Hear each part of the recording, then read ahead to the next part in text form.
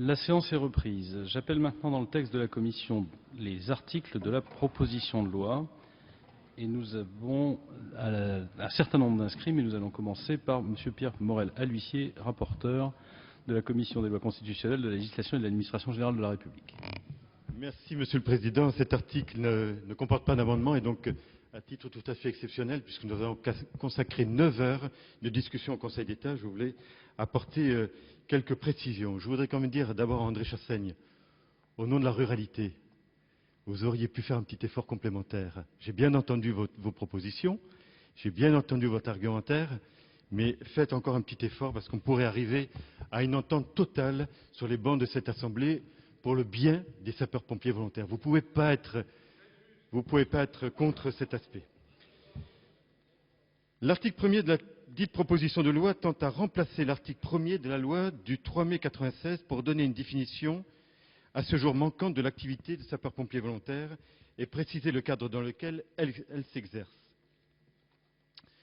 Plusieurs écueils se présentaient à votre rapporteur. D'une part, tenant aux dispositions du droit interne et notamment à la prise en considération de l'avis du Conseil d'État du 3 mars 1993, rendu sous le numéro 353-155, dans lequel il avait été indiqué que les sapeurs-pompiers volontaires étaient des agents publics contractuels à temps partiel, tenant d'autre part aux grands principes généraux du droit qui s'appliquent dans notre pays, enfin le cadre communautaire compte tenu notamment de la directive communautaire 2033/88, dite directive sur le temps de travail, directive en cours de révision et sur laquelle le ministre de l'Intérieur, à l'occasion d'une question d'actualité, a pu préciser que l'État français tenait à exclure les sapeurs-pompiers volontaires du champ d'application de cette directive.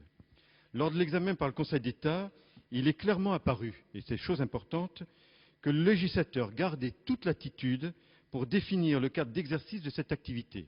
En effet, aucune norme de valeur constitutionnelle ne lui impose un cadre prédéfini. Le législateur a d'ailleurs déjà usé de cette possibilité pour définir le cadre d'activité bénévole ou reposant sur le volontariat, et notamment le service civique, article L120-7 et suivants du Code du service national. S'agissant du droit interne, le Conseil d'État a suggéré une rédaction dans la ligne de l'avis du 3 mars 1993 précité, qui fait reposer la définition de l'activité de sapeur-pompier volontaire sur la notion de volontariat et de bénévolat et affirme les droits qui protègent les volontaires. S'agissant enfin de l'objectif de soustraire l'activité de sapeur-pompier volontaire aux dispositions de la directive communautaire, qui est un point dur, il est bien évident que la proposition qui vous est faite ne peut être entendue que sous réserve d'interprétation qu'en ferait la Cour de justice et qui, bien sûr, s'imposera au juge national.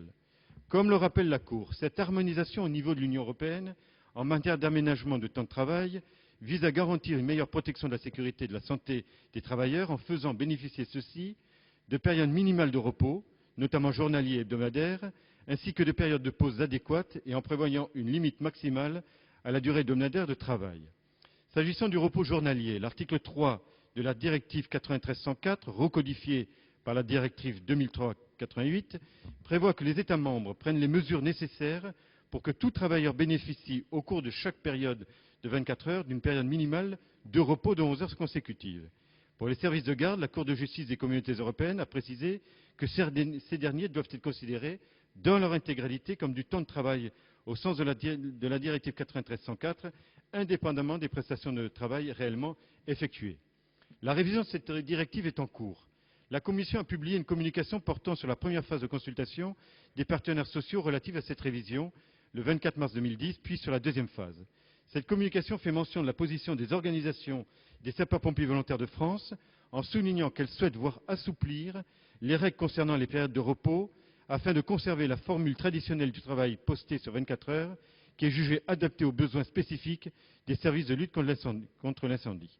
Le Conseil d'État a indiqué à votre rapporteur que si la présente proposition de loi ne suffit pas à trancher définitivement la question, elle peut en revanche clairement influer sur le processus actuellement de révision de la directive sur le temps de travail, à l'occasion de laquelle les organisations françaises des sapeurs-pompiers volontaires ont pu être entendues. Tels sont les éléments que je souhaitais apporter avant la discussion générale. Merci.